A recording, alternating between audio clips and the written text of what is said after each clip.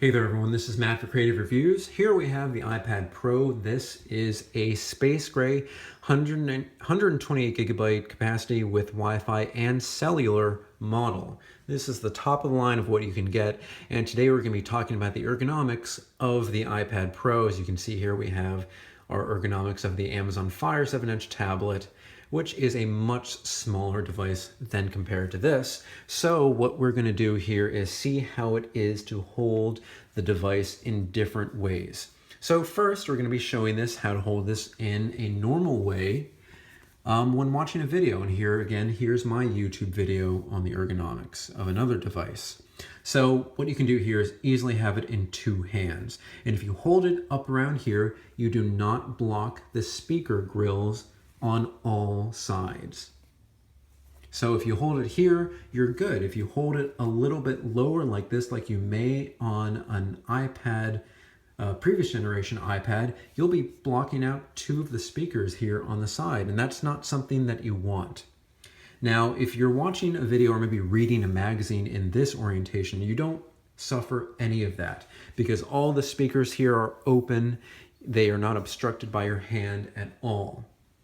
Now, if you have this maybe set up on a stand like I have this, you may be blocking out the bottom speakers here. But again, that's not the ergonomics of it. That's just speaker placement.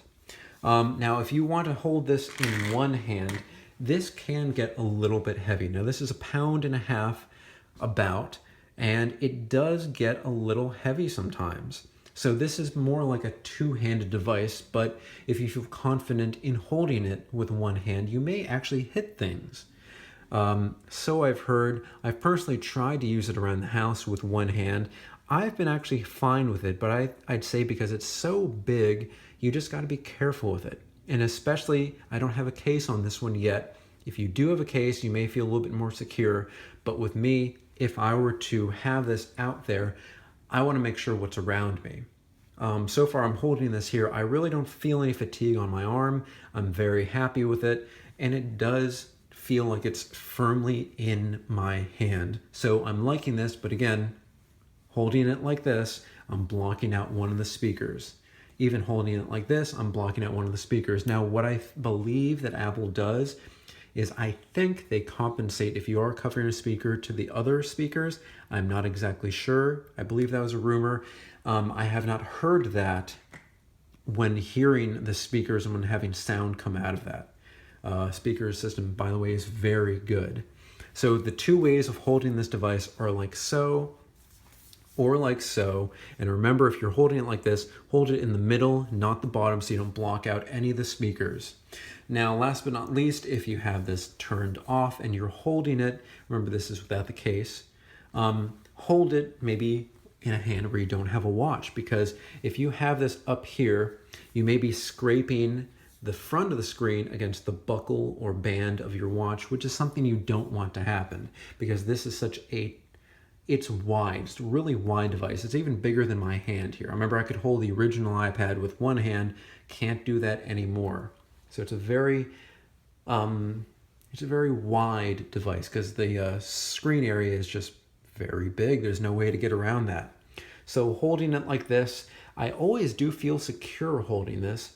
It is 1.5 pounds, but I do feel like it's securely in my hand. I don't feel like it's going to slip anywhere because of, and my hands aren't dirty, but because of the oils in my hand, the grip that I get on the screen here, and the grip I get here with my fingertips. Now, I would always say to hold it like this, not like this, because then you would have the screen kind of out to be damaged. But it's all up to you.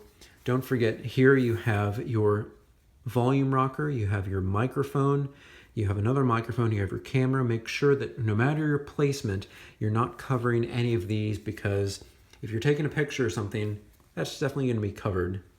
And remember, here you also have your front-facing camera, so while you hold it like this, you actually can't use the front-facing camera. It doesn't work. So you can only do that one-handed or holding it like this. And usually you are having this oriented in portrait mode when you're making Skype calls or something like that. But yeah, that's the different ways to hold it. It does have a good grip. I am pretty happy with it for what it is, being an iPad. So I would say it gets an average score on being ergonomic and good to hold.